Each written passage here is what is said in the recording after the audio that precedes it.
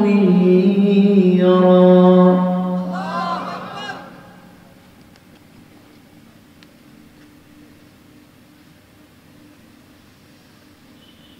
وبشر المؤمنين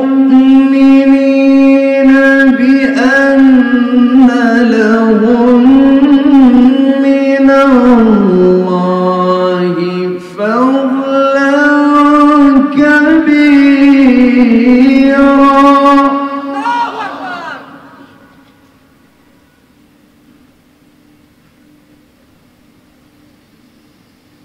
ولا تطع الكافرين والمنافقين ودع أذاهم وتوكل على الله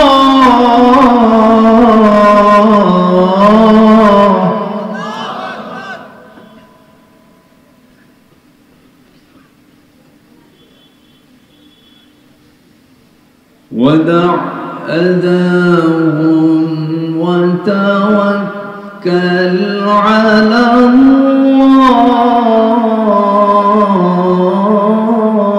الله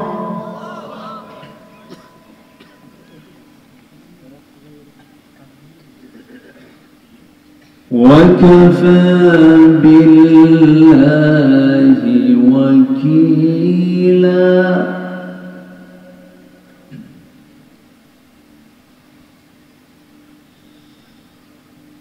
الله أكبر بسم الله الرحمن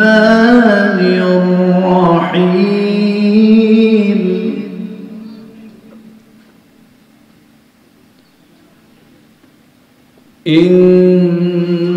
إن الله وملائكته يصلون على النبي يا أيها الذين آمنوا صلوا عليه وسلموا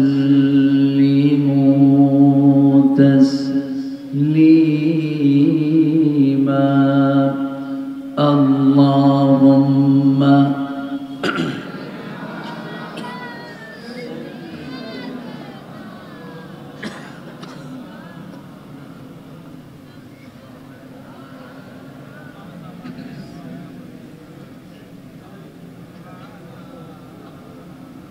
একটু মহব্বত দিয়ে নবীর প্রেমে মাতোয়ারা হয়ে জবান খুলে আওয়াজ দিয়ে সবাই বলুন আল্লাহুম্মা সাল্লি আলা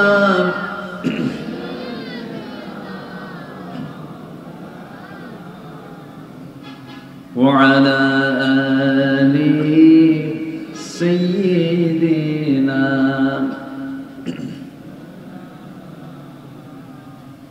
সবাই বলুন বালাগাল উলা বিকামালিহি কাশাফাত তুজা বিজামালিহি হাসনাত জামিউ খিসালিহি সাল্লু সূরাতে يوسف بداري حكمة لقمان ما قاري قرآن باري يهدي لسادمان ما بلغ العلا بكماله كشف الدجى بجماله حسنت جميع خصاله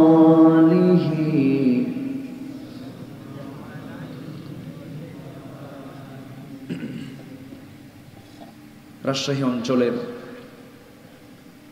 নাটোর জেলার অনুষ্ঠিত আজকের এই মহৎ আয়োজনের সম্মানিত সুযোগ্য সভাপতি জনাব হোসেন আলী মণ্ডল, আজকের মাহফিলের বরেণ্য প্রধান অতিথি নাজিরপুর ইউনিয়ন পরিষদের সম্মানিত চেয়ারম্যান মহোদয় জনাব আইয়ুব আলী প্রামাণিক, আজকের এই মহৎ আয়োজনের বরেণ্য অতিথি, বিশেষ করে আমার পূর্বে কথা বলেছেন নন্দিত আলেম দ্বীন, বিশিষ্ট ইসলামী চিন্তাবিদ মুহতারাম মাওলানা রুহুল আমিন জিহাদি হাফিজাহুল্লাহ, আজকের মাহফিলের বরেণ্য অতিথি এলাকার কৃতি সন্তান হাফিজ মাওলানা সাব্বির হুসাইন বেলালি, উপস্থিত হযরত উলামায়ে কেরাম, ফদলা ইজাম,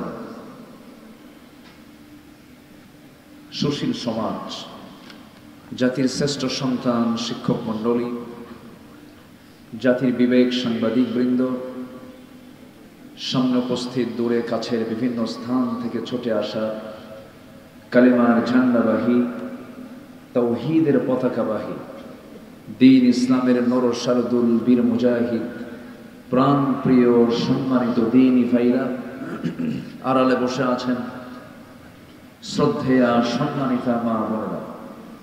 আলোচনার সূচনায় আনুষ্ঠানিকতার মধ্য দিয়ে আমার পক্ষ থেকে আবারও দিল খোলা সালাম, আসসালামু আলাইকুম ওয়া রাহমাতুল্লাহি ওয়া বারাকাতুহু। সালামের জবাব একটু দুর্বল মনে হলো, আসসালামু আলাইকুম ওয়া রাহমাতুল্লাহ।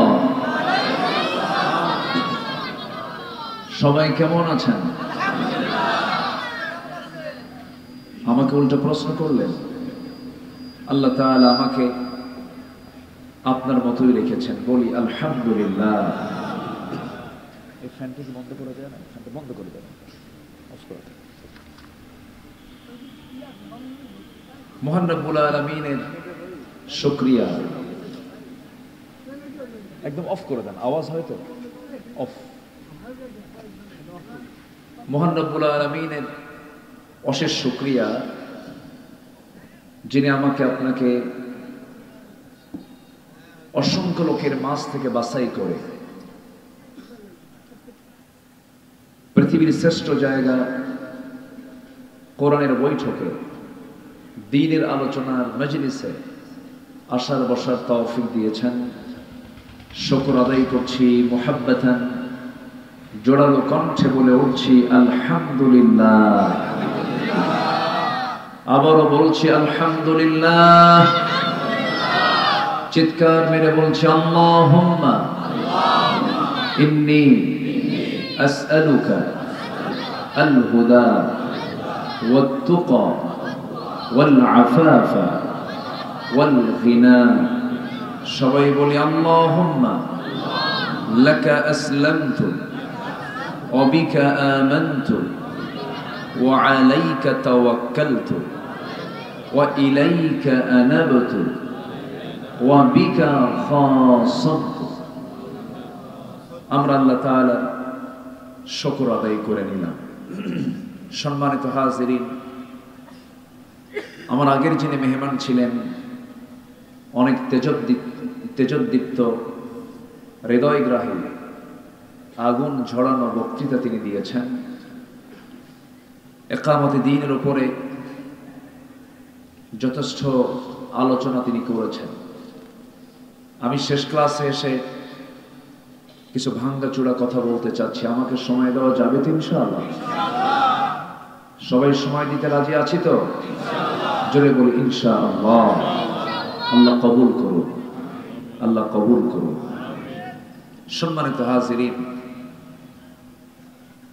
যে কিতাবকে ঘিরে আজকের এই বর্ণাঢ্য আয়োজন, যে কিতাব আল্লাহ তাআলা ১৫০০ বছর আগে নাজিল করেছেন, যে কিতাবকে আল্লাহ তাআলা পূর্বের সমস্ত কিতাবের সত্যতা প্রমাণকারী হিসেবে নাজিল করেছেন,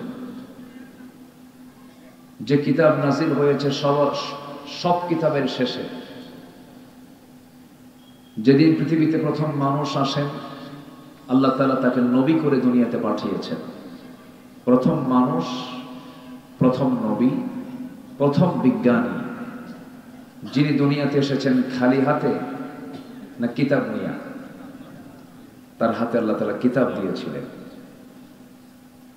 সেই ধারাবাহিকতায় সর্বশেষ পয়গম্বর জনাবে মুহাম্মদুর রাসূলুল্লাহ সাল্লাল্লাহু আলাইহি সাল্লামের উপরে আল্লাহ তাআলা শ্রেষ্ঠ একটি কিতাব নাজিল করে দেন। সেই কিতাবের নাম হলো আল কোরআনুল কারীম। পূর্বের যত কিতাব আল্লাহ তাআলা পাঠিয়েছেন, সমস্ত কিতাবের বক্তব্য দুই রকম না এক রকম? আসতে বলে, দুই রকম না এক রকম? এক রকম। সব নবীর এজেন্ডা, সব নবীর দাওয়াতি কার্যক্রম দুই রকম না এক রকম? এক এবং অভিন্ন। সব নবীর দাওয়াতের মূল স্পিরিট, মূল দাওয়াত কিন্তু একটাই। অতএব যত কিতাব আল্লাহ তাআলা পাঠিয়েছেন, সকল কিতাবের মূল সাবজেক্ট ছিল তাওহীদ, রিসালাত, আখিরাত, সব কিতাবে। কিন্তু ধরুন আজ থেকে 20 বছর আগে যে মোবাইল ছিল, সেই মোবাইল, এখন কি সেই মোবাইলগুলো আছে? মডেল কিন্তু চেঞ্জ হয়ে গেছে, কিন্তু মোবাইলের যে কাজ 20 বছর আগে আর এখনকার যে কাজ দুই রকম না এক রকম? কথা তার আদান প্রদান করা। হয়তো সে সময় ভিডিও কল হতো না, এখন একটু ভিডিও কলটা হয়, কিন্তু মূল লক্ষ্য হচ্ছে কথার আদান প্রদান করা, যোগাযোগ ঠিক রাখা, সরাসরি কমিউনিকেশন থাকা। ঠিক তেমনি সকল কিতাবের মূল বক্তব্য একটাই ছিল, সকল নবীদের কাজ একটাই ছিল। সেই একটা কাজ কি? আল্লাহ রাব্বুল আলামিন বলেন, وَلَقَدْ بَعَثْنَا فِي كُلِّ أُمَّةٍ رَسُولًا أَنِ اعْبُدُوا اللَّهَ وَاجْتَنِبُوا الطَّاغُوتَ। আল্লাহ রাব্বুল আলামিন সকল পয়গম্বরকে দুনিয়াতে পাঠিয়েছেন, তাদের সবার বক্তব্য একটাই ছিল। তাদের বক্তব্য ছিল হলো, তোমরা একমাত্র, কেবলমাত্র, শুধুমাত্র আল্লাহর গোলামি করবে আর তাগুতকে তোমরা পরিহার করে চলবে। ইবাদতের বিকল্প হলো তাগুত। এই তাগুতের গডফাদার ছিল ফেরাউন, এই তাগুতের গডফাদার ছিল নমরুদ, এই তাগুতের গডফাদার ছিল আবু জেহেলরা। এই তাগুতের বিরুদ্ধে নবীদের আন্দোলন ছিল। মুসা আলাইহিস সালাতু ওয়াস সালামকে বলা হলো, ইযহাব ইলা ফিরআউনা ইন্নাহু তাগা। মুসা, যাও ফেরাউনকে কালিমার দাওয়াত দাও, কারণ সে সীমা লঙ্ঘন করেছে, সে তাগুতের নীতি অবলম্বন করেছে, তাকে গিয়ে তুমি কালিমার দাওয়াত দাও। তাহলে এই হক বাতিলের দ্বন্দ্ব পৃথিবীর শুরু থেকে আজ পর্যন্ত আছে না নাই? আসতে বলবেন না, আছে না নাই? হক হচ্ছে ইসলাম। হক কি বলেন তো? ইসলাম। বাতিল কোনটা বলেন? ইসলামের বিকল্প যেটা, যারা ইসলাম চায় না, এটাই হলো তাগুত। যে নিজে ইসলামকে মানতে চায় না, অপরকেও মানতে বাধা সৃষ্টি করে, এটা হলো তাগুত। এই তাগুত তো মনে হয় আমার দেশে নাই। আসতে বলবেন না, আছে না নাই? সম্মানিত ভাইরা, আমার নবীকে আল্লাহ তাআলা এই ডিউটি দিয়ে পাঠিয়েছেন। আমার নবীর যে ডিউটি ছিল, আগের নবীদের সেই ডিউটি ছিল। এই ডিউটি যদি আমি আপনিও পালন করতে চাই, রাসূলকে যেমন অনেক অত্যাচার সহ্য করতে হয়েছে, নির্যাতন সহ্য করতে হয়েছে, দেশ ছাড়তে হয়েছে, মামলা খেতে হয়েছে, জেল খাটতে হয়েছে, তার প্রিয় অনুসারীদেরকে শহীদ করে দিয়েছে, রক্তাক্ত হয়েছেন খোদ মুহাম্মদ সাল্লাল্লাহু আলাইহি ওয়াসাল্লাম। কেন হয়েছেন এমন অবস্থা, এমন কেন হলো? তার মূল বিষয়টা ছিল হলো, আমার নবীজির মূল যে কাজটা ছিল সেটা হলো, কোনো দিন বিজয়ী হতে পারে না আল্লাহর দিন ছাড়া। আসতে কয় কেন, ঠিক কি না? কোনো দিন বিজয়ী হতে পারে না কার দিন ছাড়া? আল্লাহর দিন ছাড়া। আমি আজকে খুব বেশি যে লম্বা সময় নেব তা না, আমি নাতি দীর্ঘ কথা বলবো ইনশাআল্লাহ। আমি যেখান থেকে তেলাওয়াত করেছি সেই তেলাওয়াতকৃত আয়াতগুলো হচ্ছে সূরাতুল আহজাব থেকে। আমি 45 থেকে 48 পর্যন্ত কয়েকটা আয়াতে কারিমা আমি তেলাওয়াত করেছি। আল্লাহ রাব্বুল আলামিন সরাসরি আমার রাসূলকে লক্ষ্য করে কিছু কথা বলে দিচ্ছেন এবং তার পরিচয়টা দিচ্ছেন, তার দায়িত্ব কি বুঝায় দিচ্ছেন। আসল আল্লাহ তাআলা আমার রাসূলকে কি দায়িত্ব দিয়ে দুনিয়াতে পাঠিয়েছেন, এই দায়িত্ব নিয়ে আমি কিছু কথা বলবো এবং সাথে নবীর প্রতি উম্মতের কি কি শিষ্টাচার থাকা উচিত এই বিষয়ে আমি কিছু কথা বলবো। রাসূলের যে দায়িত্ব কর্তব্য কোরআনের দৃষ্টিতে মোটামুটি 9টা, আর নবীর প্রতি উম্মতের যে শিষ্টাচার কোরআনের আলোকে আমি 5টা পয়েন্টের উপরে আমি কথা বলার চেষ্টা করব। 9 আর 5 এই 14টি পয়েন্টের উপরে আমি কথা বলতে চাচ্ছি। কষ্ট হবে না তো? জোরে বলি ইনশাআল্লাহ, জোরে বলি ইনশাআল্লাহ। এছাড়া এই পৃথিবীতে প্রথম মানুষ যে আল্লাহ তাআলা পাঠিয়েছেন তিনি কি সাধারণ মানুষ না আল্লাহর নবী? বলেন, সাধারণ মানুষ না আল্লাহর নবী? আল্লাহর নবী আর সাধারণ মানুষের মধ্যে তফাৎ আছে না নাই? আছে। তাহলে প্রথম মানুষ যদি আল্লাহর নবী হয়, আমরা কার সন্তান? আবার কয় আদম। আদম তো ঠিক আছে। তাহলে প্রথম মানুষটা যদি নবী হন, আমরা তাহলে কার সন্তান বলেন তো? নবীর সন্তান। তাহলে আমাদের দাম নাই? আসতে কয় আমাদের দাম আছে না নাই? অনেকদিন আগে এক মাহফিল আমি গেলাম, এক মুরব্বী, তার সঙ্গে আমার সরাসরি সাক্ষাৎ হলো, আমি সালাম দিলাম। তো সালামের জবাবটা আমার মন মতো হলো না। অনেকে দেখবেন সালাম দিলে উত্তর খুঁজে পাওয়া যায় না, আছে না নাই? শুধু মাথা নড়ায়, হাসেও না, কান্দেও না। তো আমি সালাম দিলে পরে যখন আমি তেমন সন্তোষজনক জবাব যখন না পেলাম, আমি উইলিংলি আমি তাকে একটু প্রশ্ন করা শুরু করলাম।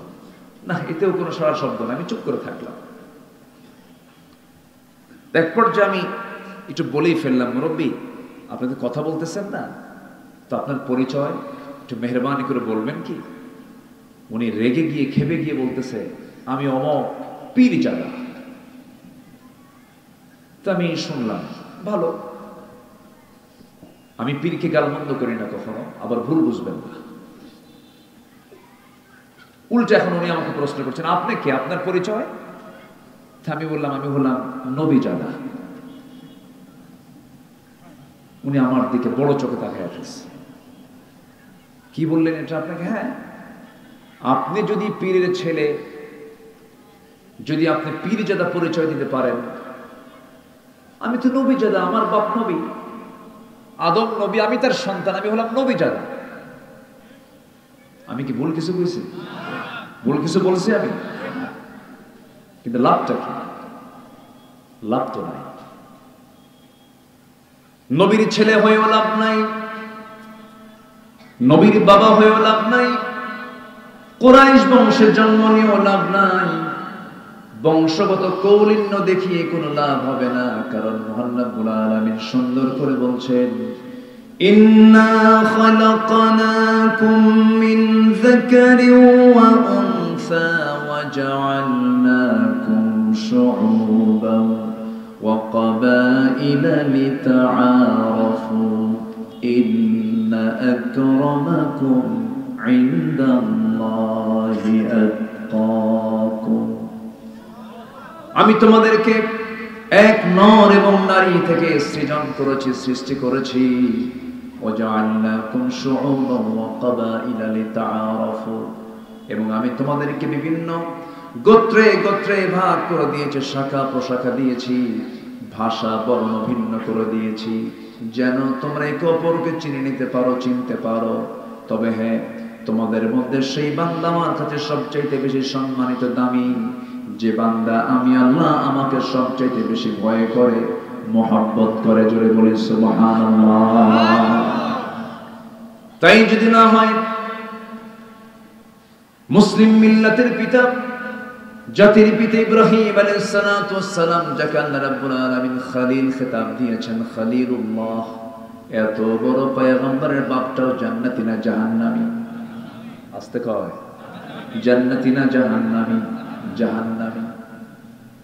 আল্লাহর পয়গম্বর নূহ আলাইহিস সালাতু ওয়াস সালামের মতো এত বড় একজন পয়গম্বর, তার সন্তান কেনানটা জান্নাতি না জাহান্নামী? জাহান্নামী। তাহলে নবীর বাবা হয়েও লাভ হবে না, নবীর সন্তান হয়েও লাভ হবে না। লূত আলাইহিস সালাতু ওয়াস সালামের স্ত্রী ছিল একজন কাফেরা, একজন পয়গম্বরের স্ত্রী হওয়ার পরও তার কোনো কল্যাণ হবে না, আল্লাহর কাছে তার কোনো গ্রহণযোগ্যতা থাকবে না। আমার নবীর আপন চাচা আবু লাহাব, আমার নবীর আপন চাচা আবু তালেব, আমার নবীর বংশ হলো কুরাইশ বংশ, আবু জেহেলের বংশটা কি বলেন? বলেন কি বংশ? কুরাইশ বংশ। বংশ দিয়েও লাভ নাই, মির্জা হয়ে, সৈয়দ হয়ে, মোগল পাঠান হয়ে, চৌধুরী হয়ে, সরকার হয়ে আমি আপনি নাজাত পাবো না। নাজাত যদি পেতে হয়, আল্লাহর সামনে যদি আমি আপনি যদি নিষ্কৃতি যদি পেতে চাই, মুক্তি যদি পেতে চাই, একমাত্র উপায় হলো, আমার আপনার ভিতরে সবচেয়ে বড় সম্পদ হলো ঈমানটা 16 আনা থাকতে হবে। কি থাকতে হবে? ঈমান। আমার বন্ধুগণ, সেই ঈমানকে মজবুত করার জন্য আল্লাহ রাব্বুল আলামিন যুগে যুগে গাইড করে পাঠিয়েছেন, পয়গম্বর যুগে যুগে পাঠিয়ে দিয়েছেন। লিকুল্লি কওমিন হাদ, প্রত্যেকটা কওমের জন্য আল্লাহ রাব্বুল আলামিন পথ প্রদর্শক পাঠিয়েছেন।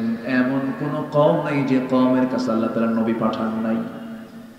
তবে সব নবীগুলো ছিলেন কওমের নবী, আঞ্চলিক নবী, কিন্তু আমার নবীকে আল্লাহ তাআলা বানিয়েছেন আঞ্চলিক নবী না, বিশ্ব নবী।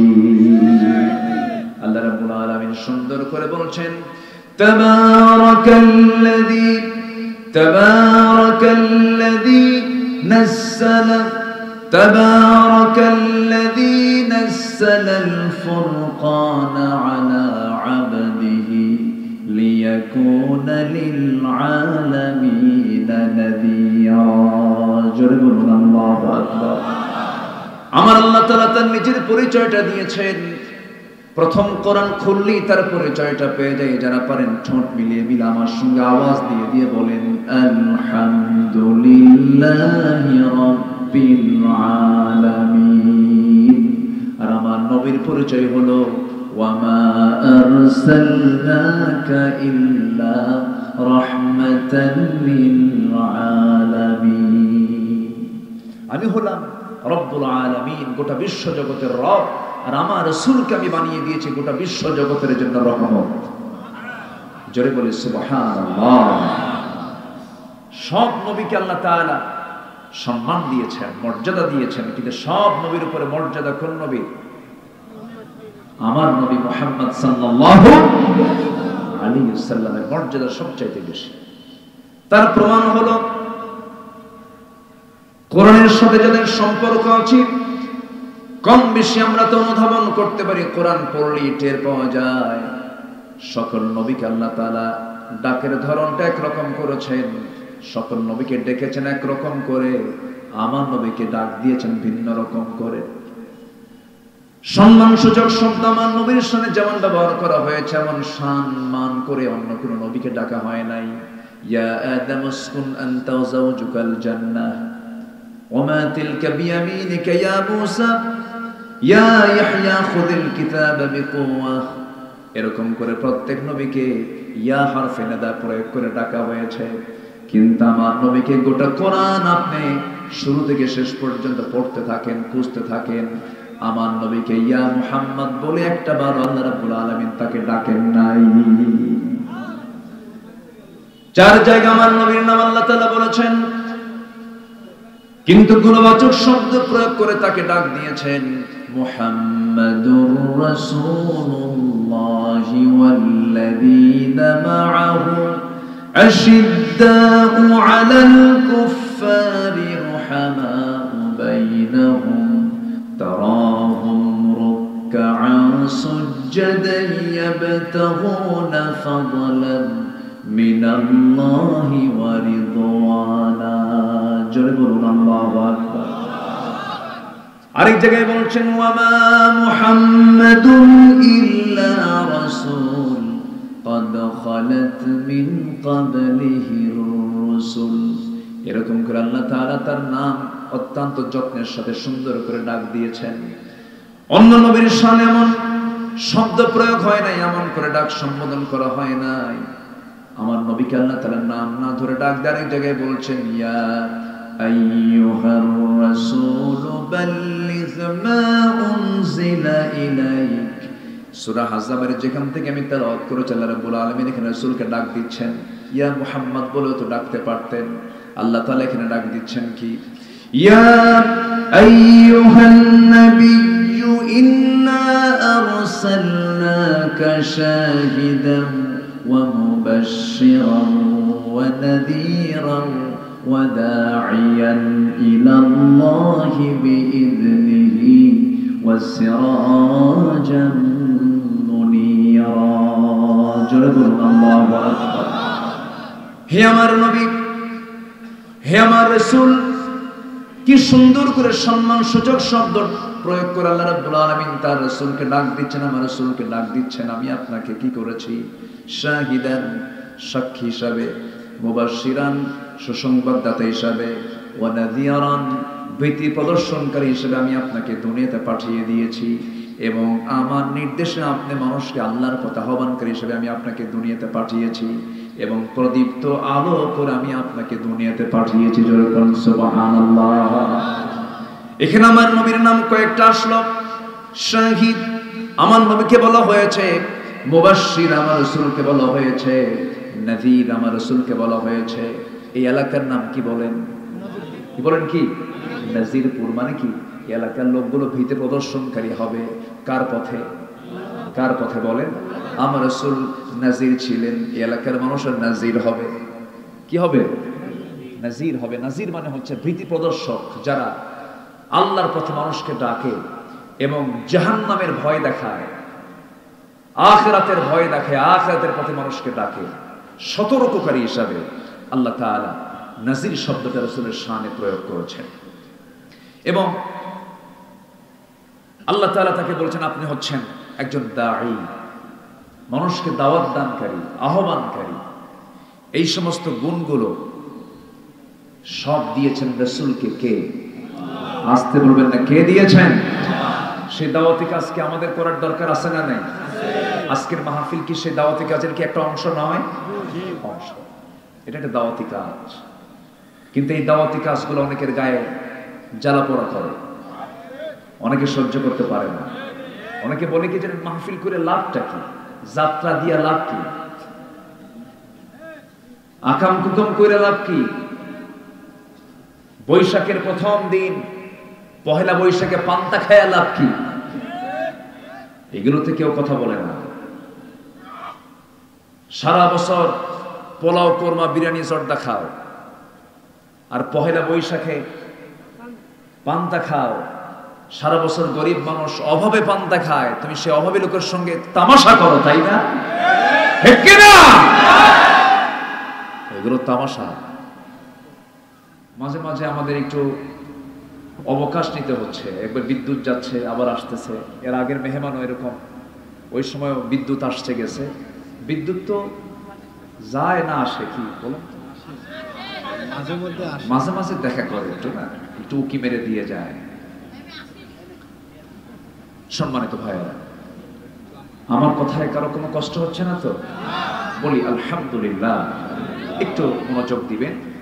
তাহলে এক নম্বর কাজ হচ্ছে আমার নবীর দায়িত্ব হলো দাওয়াত দেওয়া মানুষকে কার পথে, বলেন কার পথে? সেই দাওয়াতের কাজ আমাদেরও সেই দায়িত্ব আছে না নেই বলেন তো? দাওয়াতটা দিব আমরা দাওয়াতের সময় কি হায়া নিয়ে না বেহায়া নিয়ে? বেহায়া হয়ে দাওয়াত দিতে হবে। আমার নবীজি দাওয়াত দিতে তার মধ্যে কোনো ক্লান্তি ছিল না। নবীজি দাওয়াতি কাজ করতে গিয়ে মার পর্যন্ত খেয়েছেন, কত গালিগালাজ শুনেছেন।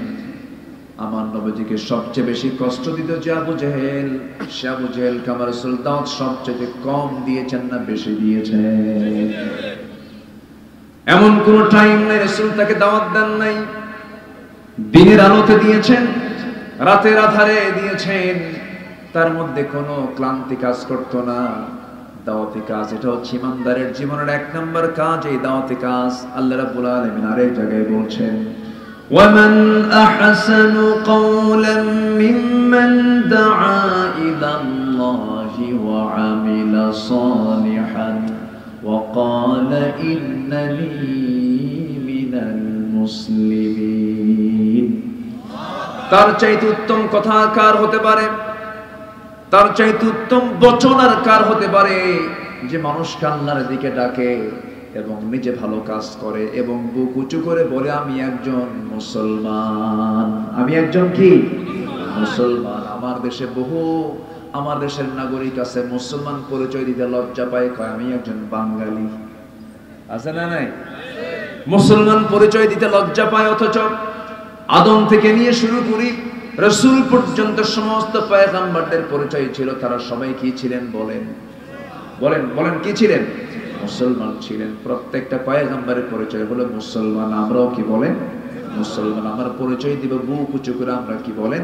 মুসলমান। মুসলমান ছাড়া বান্দা কখনো জান্নাত পেতে পারে? জান্নাত পেতে পারে না। এক নম্বর হলো দাওয়াতি কাজ করা। এই দাওয়াতি কাজ আপনি যখন করতে যাবেন সেই সময় আপনি অনেক কিছুর মুখোমুখি হবেন, অনেক বাতিলদের দ্বারা আপনি আক্রান্ত হবেন। আপনি বাতিলদের মুখোমুখি হয়ে যাবেন। যেমন কিনা আমার নবীর জীবনে কত ঝড় ঝাপটা এসেছে।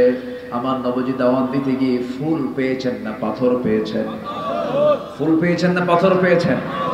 আমার নবীজি দাওয়াতি কাজ করতে গিয়ে তিনি মিষ্টি পেয়েছেন না গালিগালাজ শুনেছেন? গালিগালাজ শুনেছেন। আমার নবীজি দাওয়াতি কাজ করতে গিয়ে ধিক্কার শুনেছেন। আমার নবীজি দাওয়াতি কাজ করতে গিয়ে মামলা খেয়েছেন। দাওয়াতি কাজ করতে গিয়ে রাসূলকে নিয়ে বাজে কথা বলা হয়েছে। আমার নবীজির উপরে কত গালির বৃষ্টি বর্ষণ হয়েছে। নবীজিকে গালি দেয়, আমার নবীজিকে আল্লাহ সান্ত্বনা দেন। আমাদেরকে যে যা বলে বলুক, আমাদের সান্ত্বনাকে আসতে বলবেন না কে? আমার ওই আয়াতটা খুব আমাকে আশার সঞ্চার করে দেয়। মহান রব্বুল আলামিন বলেন, قل يا عبادي الذين أسرفوا لا تقنطوا من رحمة الله إن الله يغفر الذنوب جميعا ولا تهنوا ولا تحزنوا وأنتم الأعلمون إن كنتم মুমিনিন। হতাশ হবে না, নিরাশ হবে না। তুমি যদি সত্যিকারের যদি ইমানদার হতে পারো, মুমিন হতে পারো, তুমি বিজয়ী হয়ে যাবে।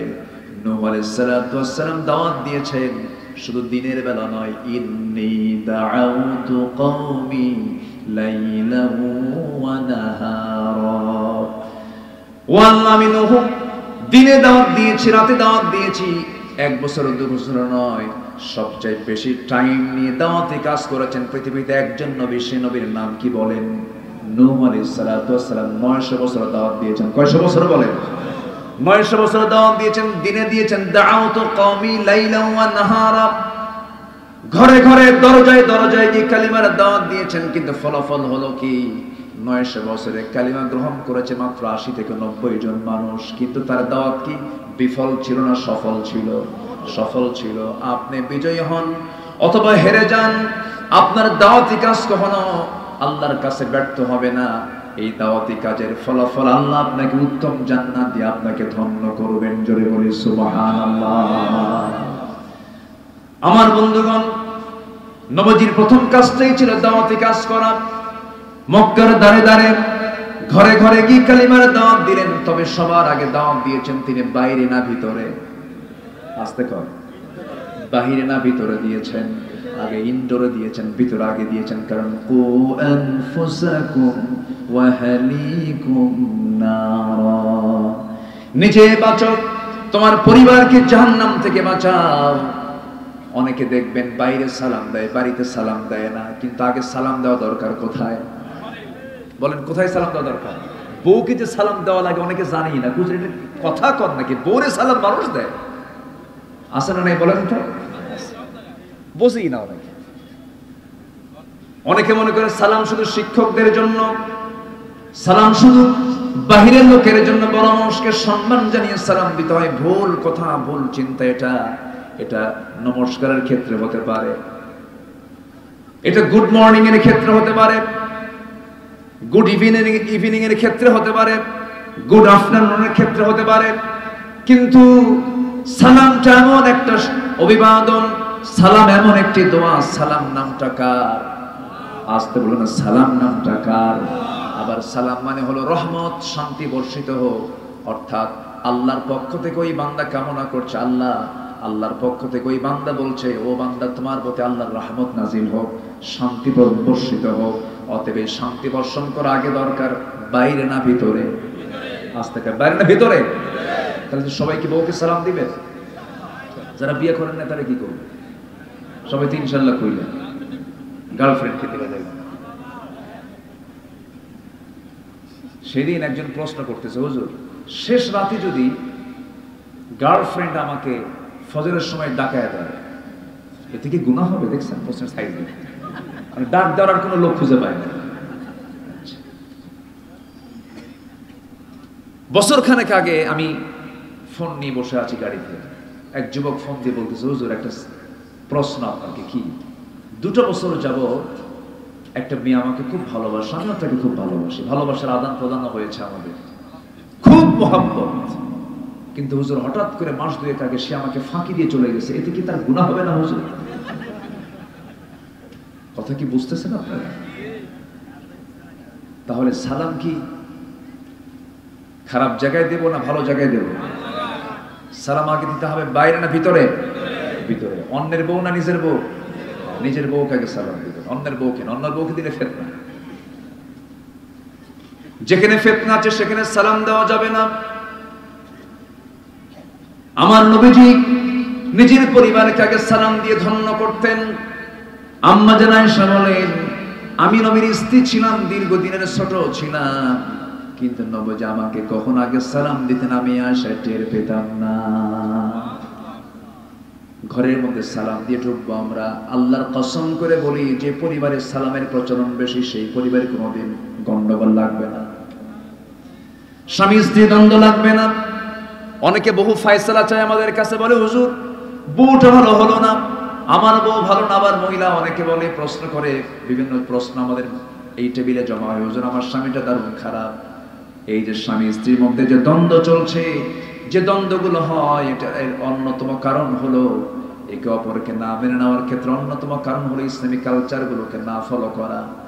আমি আল্লাহর কসম করে বলি, কোন স্বামী যদি নিয়মিত স্ত্রীকে সালাম দেয় এবং কোন স্ত্রী যদি তার স্বামীকে যদি নিয়মিত সালাম দিতে থাকেন, দিনে সকালে দুপুরে সন্ধ্যায় রাত্রে যদি সালাম ঘন ঘন দেয়, আল্লাহর কসম ওই দাম্পত্যময় জীবনে কখনো অশান্তি হতে পারে না। কারণ শান্তির জন্য দোয়া তো চাচ্ছেই সে। আল্লাহু আকবার বলেন।